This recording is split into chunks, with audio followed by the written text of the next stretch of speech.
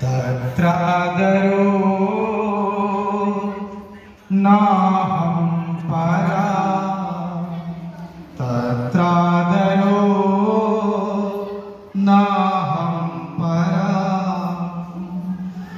नमो विष्णुपदाय कृष्णा पृष्ठाय भूतले श्रीमते जय पताका स्वामिनीति नामिने नमो आचार्य पदाय निताय कृपा पदायने गौर कथा दामोदर नगर ग्राम तारिणे नमो विष्णुपदाय कृष्णा पृष्ठाय भूतले श्रीमते भक्ति वेदांत स्वामिनीति नामिने नमस्ते सरस्वती देवी गौरवाणी प्रचारिणे निर्विशेष शून्यवादी पश्चात्देशोतारिणे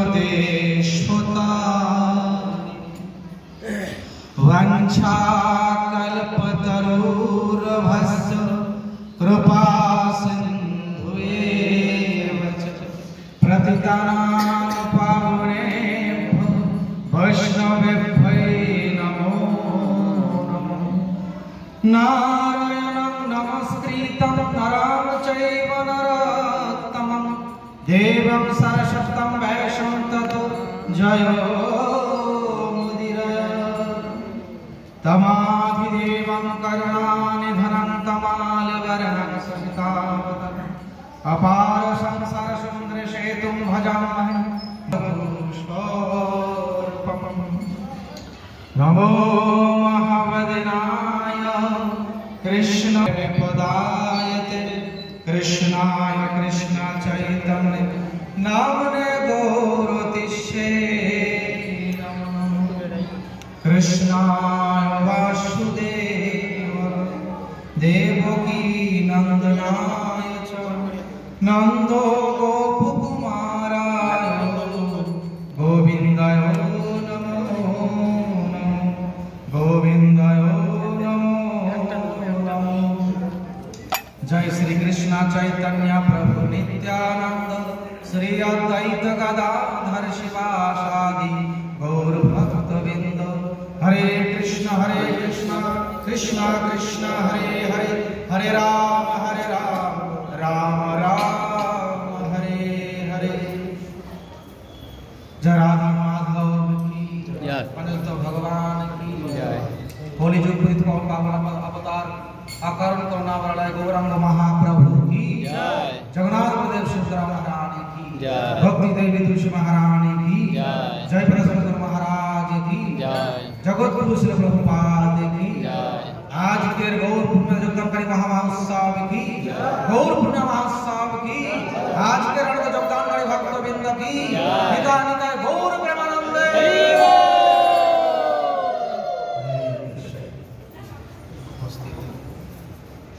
कृष्ण भक्तवृंद सবার চরণে আমার কোটি প্রণাম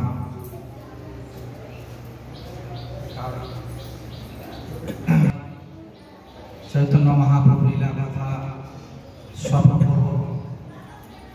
कथार माध्यमे भूल त्रुटि होले आज के आपने क्षमा कर देवें हरे कृष्ण सर्वप्रथम चैतन्य महाप्रभु स्वयं भगवान अनेक जगह बताते जाए तो अनेक भक्त अनेक समय प्रश्न करे अच्छा प्रभु चैतन्य महाप्रभु अपना भगवान अक्सर এটা বিহারে বেশি হয় কথাটা তো 24 অবতারের মধ্যে কোনো প্রমাণ নেই চৈতন্য মহাপ্রভুকে আপনারা ভগবান বলছেন আমরা ভাগবত অধ্যয়ন করছি तो भागवत में जो 24 अवतारेर वर्णना करा आछे সেইখানে চৈতন্য মহাপ্রভুর নাম নেই। তাহলে আপনারা চৈতন্য মহাপ্রভু ভগবান বলছেন, তো চৈতন্য মহাপ্রভু যে স্বয়ং ভগবান বিভিন্ন পুরাণ থেকে এবং ভাগবত থেকে, সে প্রমাণ অল্প সময়ের মধ্যে আমি আপনাদের কিছু ব্যাখ্যা করে শোনাবো যে চৈতন্য মহাপ্রভুর 24 অবতারের মধ্যে নাম নেই কেন। তো ভাগবতমে একাদশ স্কন্ধে তার বর্ণনা আছে এবং দশম স্কন্ধে একটু করে আমি বলব, যখন নন্দ বাবা ভগবান শ্রীকৃষ্ণের 100 বছর 100 দিন যখন পূর্ণ হয়, নামকরণ করার জন্য গর্গাচার্য মহারাজকে নিমন্ত্রিত করা হয়। গোশালার মধ্যে যখন গর্গাচার্য ঋষিমণি নামকরণ করে, সে নামকরণ করার সময় 3 যুগের যে ভগবানের গায়ের রং কি ওটা উনি ব্যাখ্যা করেছেন। আর একটা রং পীত বর্ণ যেটা, সেটা উনি বলেছেন পরে কলিযুগে যিনি ভগবান অবতরণ করবেন সেটাই ভগবানের রং হবে পীত বর্ণ। কথাতে আসে তার আগে পরিচয় করানো হোক, ভগবান শ্রীকৃষ্ণের লীলাতে যারা যারা অভিনয় করেছেন তারা গৌরাঙ্গ মহাপ্রভু লীলাতে কারা কি রূপে এই ধরাধামে প্রকট হয়েছেন এগুলো একটু স্মরণ করা হয়। কথা আমরা সকলে জানি, ফিরবে এগুলো একটু আলোচনা হয়। নন্দ বাবা জগন্নাথ মিশ্র, যশোদা মা সাচী দেবী, আর বসুদেব হচ্ছেন মুকুন্দদেব হারাই পণ্ডিত রূপে, আর মধুমতি সাখী নরহরি প্রভু রূপে, আর বলরাম আর আনন্দ সখী মিলে নিত্যানন্দ প্রভু, আর মহাবিষ্ণু বলরাম আর আনন্দমতি হচ্ছে নিত্যানন্দ প্রভু, আর মহাবিষ্ণু আর শিব মিলে হচ্ছে অদ্বৈত আচার্য, রাধারানী আর ভক্তি দেবী মিলে হচ্ছে গদাধর পণ্ডিত, আর নারদমণি আর ভক্ত মিলে হচ্ছে শ্রীবাস পণ্ডিত। বিশ্বভানু বাবা হচ্ছে পাণ্ডরিক বিদ্যানিধি, আর সুবল শাখা হচ্ছেন গৌরীদাস পণ্ডিত, আর মধুমঙ্গল হচ্ছেন কলা বেচা, আর ললিতা সখী হচ্ছে স্বরূপ দামোদর রূপে, আর বিশাখা সখী হচ্ছেন রায় রামানন্দ রায়, আর সন্দীপনী মণি হচ্ছেন চৈতন্য মহাপ্রভুকে ঈশ্বরপুরী, আর হনুমানজি মহারাজ হচ্ছেন মুরারি ভক্ত।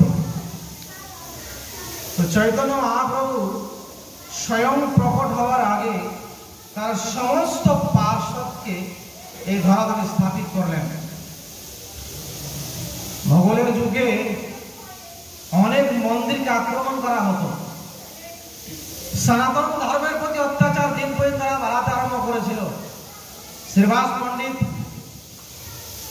অদ্বৈত আচার্য মিলে ব্যাকুল ভাবে তারা চিন্তা করতে লাগলেন যে ভগবান গৌহরিকে কিভাবে প্রকট করানো যায়। অদ্বৈত আচার্য গঙ্গার তটে গিয়ে উপস্থিত হয়ে তুলসী মহারানীকে স্থাপিত করে ব্যাকুল ভাবে ভগবানের আরাধনা করতে আরম্ভ করেন। হে প্রভু, ধর্মের প্রতি হানি হতে আরম্ভ হয়েছে, আপনি অতি অবশ্যই এই ধরাধামে আপনার লীলাবিলাস করার জন্য আপনি প্রকট হন। আমরা এখানে বুঝতে পারি যে তুলসী দেবীর দ্বারা যখন আমরা ভগবানকে স্তুতি বন্দনা প্রার্থনা করব, তো ভগবান তৎক্ষণাৎ সে ভক্তের বাঞ্ছা পূর্ণ করার জন্য এই ধরাধামে প্রকট হওয়ার জন্য তিনি বিশেষ দেরি করেন।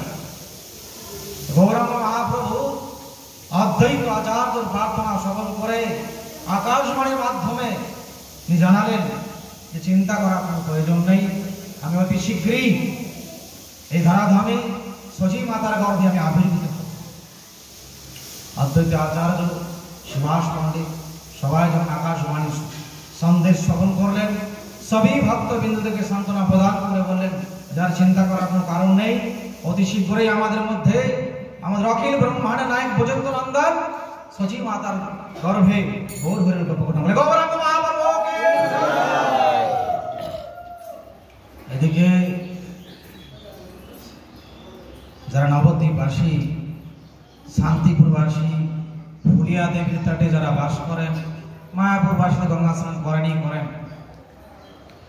সচী মাতা গঙ্গা স্নান করতে একদিন গেছেন, আর অদ্বৈত আচার্য প্রভু গঙ্গা স্নান করতে গেছেন। অদ্বৈত আচার্য ভগবানের সেবা পূজা করার যে পুষ্প, সেই পুষ্পগুলো নিয়ে গঙ্গাতে বিসর্জন করে দিয়েছে।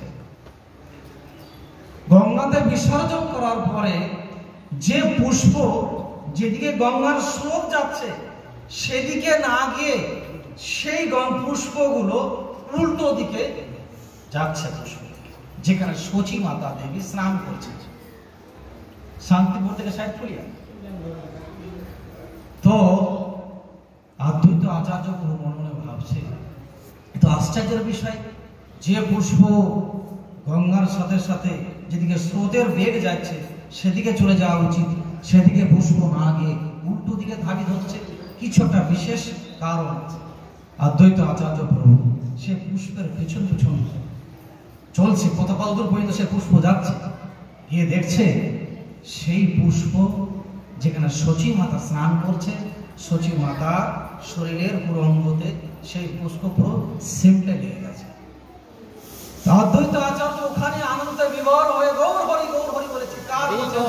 আজ সন্দেশ পাওয়া যাচ্ছে, যে পুষ্প উল্টো দিকে যাওয়ার ছিল আর সেই পুষ্প সচী মাতার গর্ভের দিকে এসে সিমটে গেছে, মানে ইঙ্গিত পাওয়া যাচ্ছে যে আজ কোনো না কোনো নতুন সন্দেশ সচী মাতার মাধ্যমে যাওয়ার প্রাপ্তি করতে পারে। তো জগন্নাথ মিশ্রের পিতা হচ্ছে উপেন্দ্র মিশ্র, শ্রীহট্ট নিবাসী উপেন্দ্র মিশ্রের পুত্র জগন্নাথ মিশ্র। নীলাম্বর চক্রবর্তীর কন্যা হচ্ছে সচী দেবী। তো জগন্নাথ মিশ্র তো সচী মাতার বিবাহ সম্পন্ন, আর বিবাহ সম্পন্ন করে গৌরাঙ্গ মহাপ্রভু দিন কাটতে যায়, দিন বিততে যায়, ধীরে ধীরে ধীরে চারিদিক আলোকিত সুন্দর বাতাবরণ, সমস্ত দেবী দেবতা স্তুতিবৃত্তি পুষ্প বর্ষণ করে সচী মাতার শরীরের উপরে, সবই দেবতা আনন্দে বিভোর। যাজ ভুজঙ্গ নন্দন তার লীলা সম্পূর্ণ করার জন্য সচী মাতার গর্ভে প্রকট হওয়ার জন্য অবতীর্ণ হচ্ছেন। প্রসঙ্গ থেকে পড়ে যাচ্ছে,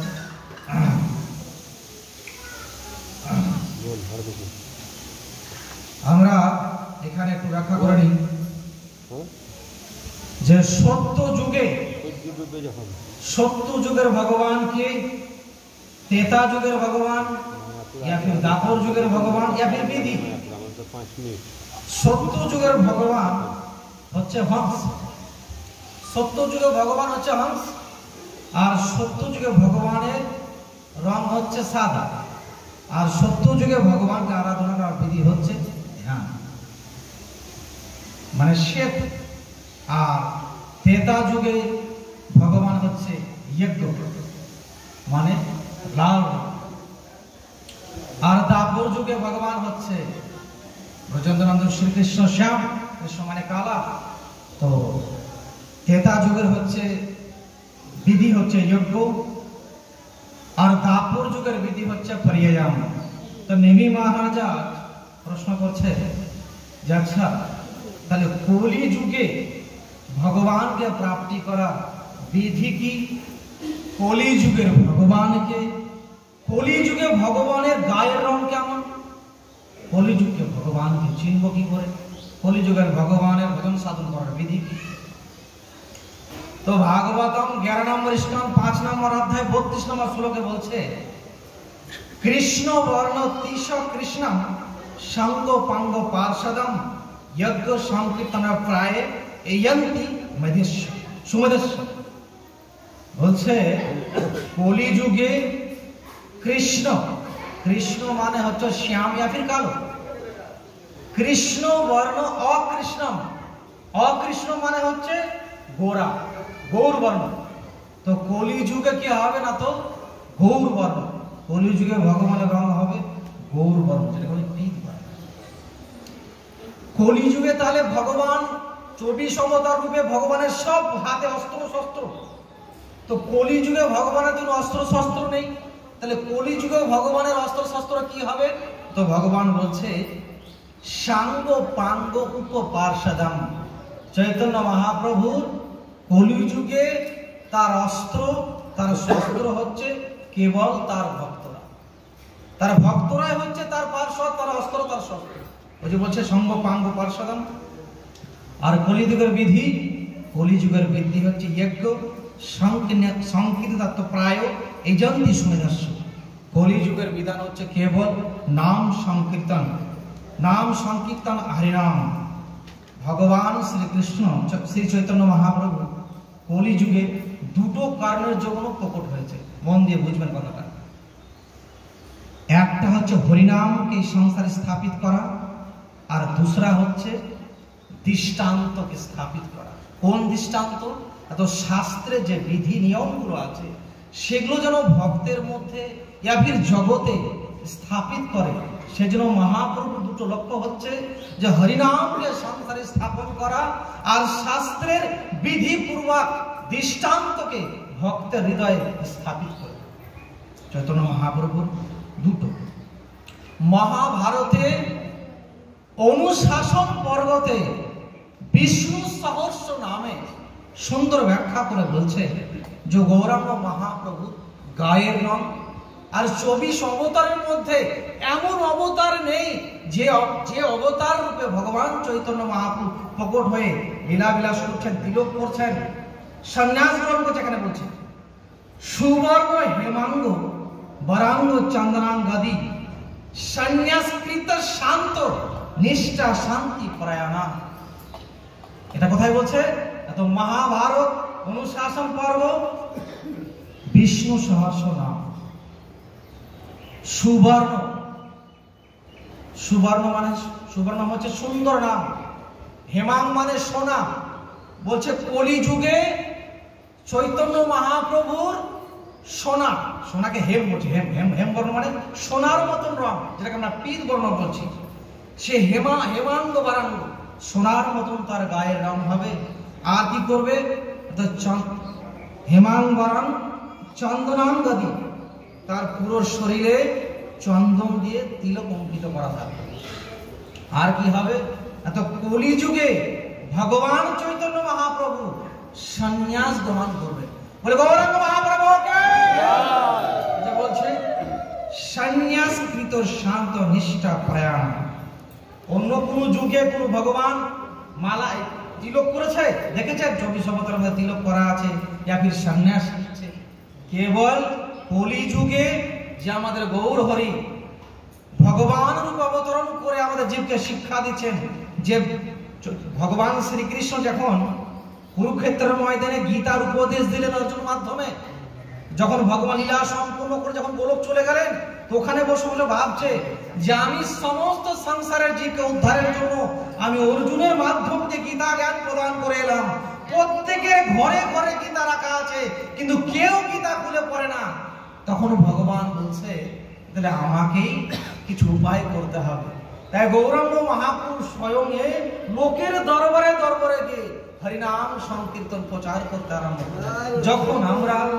যখন আমরা কোন বালককে আমাদের প্রাইমারি টিচারেরা যখন এ ফর অ্যাপেল শিখায়, যখন বুঝতে না পারে টিচার নিজে উঠে গিয়ে ব্ল্যাকবোর্ডের সামনে গিয়ে বাচ্চাকে বলে এইটা এ ফর অ্যাপেল লেখা আছে, তখন সে বালক বুঝতে পারে টিচার আমাকে কি বলছে।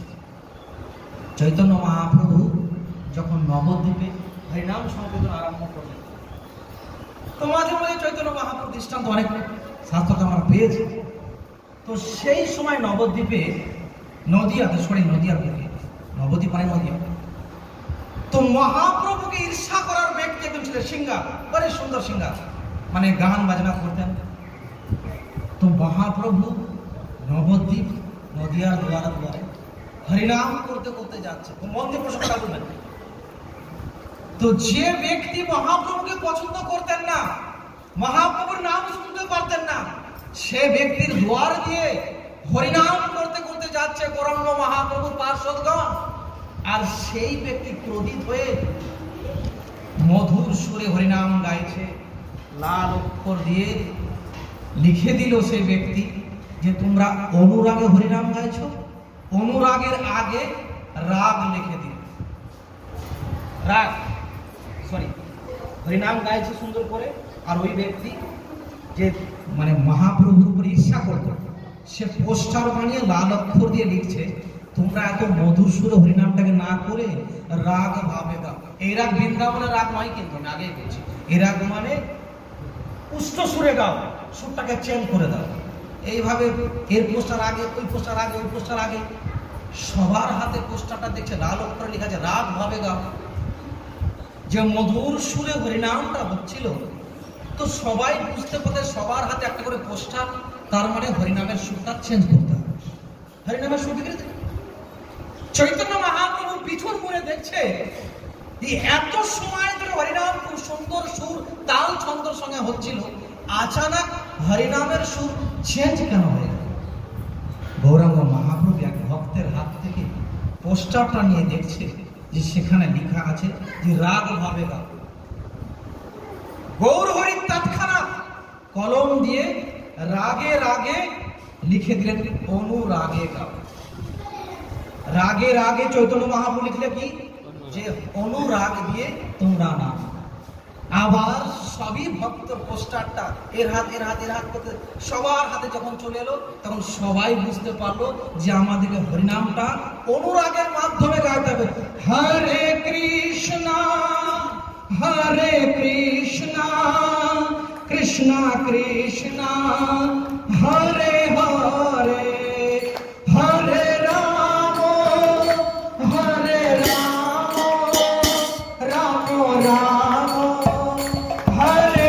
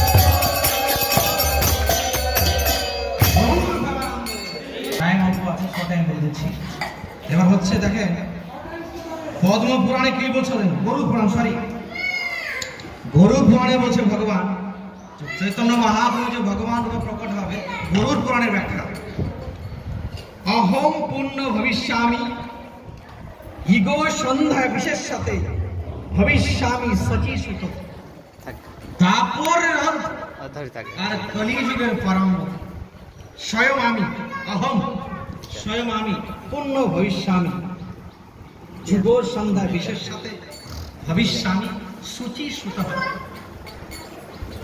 জগন্নাথ মিশ্রের পুত্র রূপে সচি মাতার পুত্র রূপে তারপরে রাম আর কলিযুগের আরম্ভতে আমি স্বয়ং প্রকট হব। কি বলছে গরুর পুরাণে। এবার বলছে কুর্ম পুরাণে কলিনা দায়িত মনানাম উত্তরায় তমভূতাম ভবিষ্যতি দ্বিজালয়। বলছে আমি যখন কলিযুগের জীব যখন তকলিফ মানে কষ্ট অনুভব করবে, তারা দাউ দাউ করে জ্বলবে, হা কৃষ্ণ হে ভগবান আমাদের কৃপা করো, আমাদেরকে উদ্ধার করো, তখন আমি এই যে বলছে ভবিষ্যতি দ্বিজালয়ে আমি কোন ব্রাহ্মণের গৃহে আমি অবতরণ। এটা কি বলছে আচ্ছা। এবার দেবী ভাগবতে উমা মহেশ সংবাদ মা পার্বতী বাবা ভোলেনাথকে প্রশ্ন করেছেন যে কলি যুগে কি রূপে ভগবান প্রকট হবেন। তখন এখানে বলছে তার সিদ্ধান্ত, যেটা আমি আগে বললাম, এখানে প্রশ্নটা মিলিয়ে যাবে, উত্তর দেখে। নাম সিদ্ধান্ত সম্পত্তি প্রকাশনা পরায়ণা শ্রীকৃষ্ণ চৈতন্য নামনা লোকে ভবিষ্যতি। যেটা আমি একটু আগে বললাম, চৈতন্য মহাপ্রভুর উদ্দেশ্য হবে যে নামকে লোকের দুয়ারে দুয়ারে পৌঁছে দেওয়া, আর শাস্ত্রের বিধিবিধান অনুযায়ী যে সিদ্ধান্ত আছে সেই সিদ্ধান্তকে স্থাপিত করা যায়। নাম সিদ্ধান্ত সম্পত্তি প্রকাশনা পরায়ণা শ্রীকৃষ্ণ চৈতন্য নামনা লোকে ভবিষ্যৎ। ওখানে বলছে, ভগবান বলছে পদ্মপুরাণে যে কালে সন্ধ্যায়াম গৌরাঙ্গ অহম মোহিতলে ভাগীরথী তটে রম্যে ভবিষ্যামি শচী সুতঃ। পদ্মপুরাণে বলছে যে আমি ভাগীরথী গঙ্গার তটে ভবিষ্যতে, মানে আমি শচী মাতার গর্ভে আমি জন্মগ্রহণ করব। শচী সুতঃ, ভাগীরথীর গঙ্গার তটে আমি শচী মাতার গর্ভে জন্মগ্রহণ করব। এগুলো হচ্ছে ভগবান শ্রীকৃষ্ণ চৈতন্য রূপে যে ভগবান প্রকট হয়েছে। প্রমাণ করে নিয়েছে তো নাকি প্রতিটা পুরাণ থেকে? তারপর একটু বললাম, ফট করে বলে দিচ্ছে, এটা শিব পুরাণ না পদ্ম পুরাণ আর অনন্ত সিংহ। যদি আপনাদের কেউ প্রশ্ন করে কোনোদিন, बिहार सब बेसी प्रश्न है यार यार दोनों हाथ खड़े होकर खड़ा रहते हैं, वही भगवान है।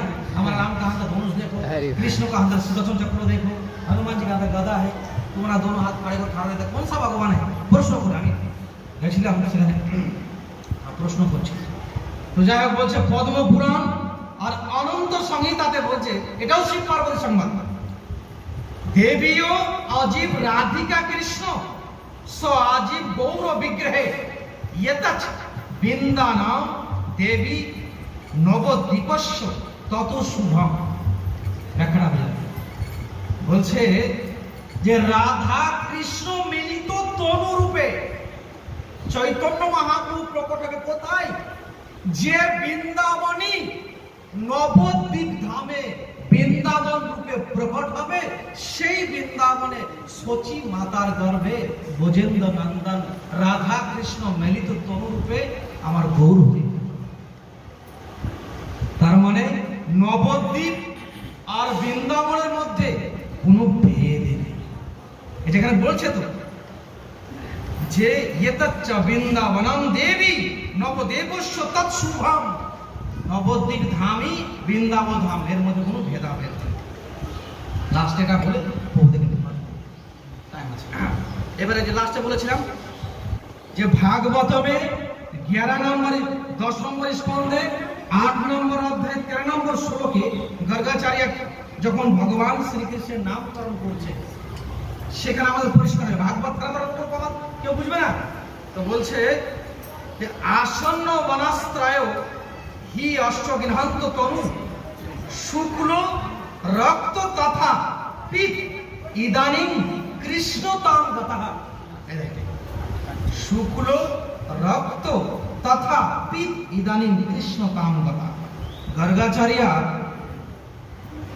নন্দ মহারাজকে বলছে যে বলরামের তো নামকরণ করে দিলেন, বলছে আপনার এই পুত্র প্রতি যুগে তারা শ্রীমূর্তি প্রকাশ করেন, পূর্বেই তিনি শুক্ল রক্ত রূপে জন্মগ্রহণ করেছেন, আর এখন ইদানিং কৃষ্ণ তাম গাথা, বলছি এখন এর কৃষ্ণ বর্ণ শ্যাম বর্ণ, এই জন্য নাম আমি কৃষ্ণ রাখছি।